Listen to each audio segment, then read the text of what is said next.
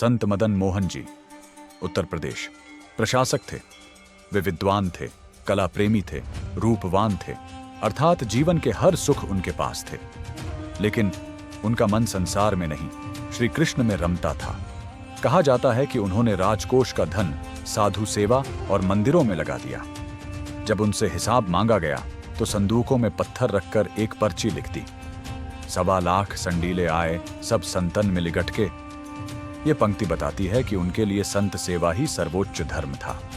इसके बाद उन्होंने सब कुछ छोड़ दिया और वृंदावन चले गए। वृंदावन, जहां हर कण कृष्ण लीला से भरा है। लेकिन यहीं उनकी सबसे बड़ी परीक्षा हुई। एक दिन एक अत्यंत सुंदर स्त्री पर उनकी दृष्टि पड़ गई। क्षण भर के लिए मन डगमगाया और वे अनजाने में उसके पीछे पीछे चल पड़े। यहीं यह कथा बहुत मानवीय हो जाती है।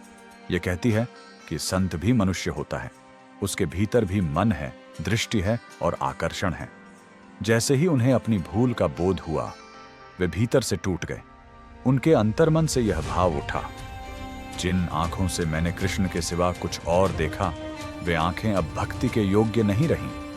यहां यह घटना हिंसा नहीं बल्कि आत्म संयम का चरम प्रतीक बन जाती है। सुइयों से आंखें फोड़ना अर्थात भक्त अपने भीतर की वासना, अहंकार और चंचल दृष्टि को नष्ट कर देता है।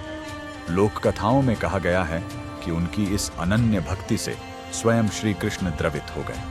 कृष्ण ने उन्हें दर्शन दिए और कहा, वर मांगो।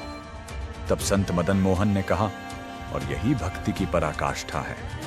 प्रभु, अब इन आंखों से आपका स्वरूप देख लिया है, अब कुछ और देखने की इच्छा नहीं। मुझे बस अपनी भक्ति का दान दे। यहां भक्त दृष्टि नहीं मांगता, दृष्टिकोण मांगता है। ऐसे ही सनातन वीडियो देखने के लिए चैनल को सब्सक्राइब जरूर करें। जय श्री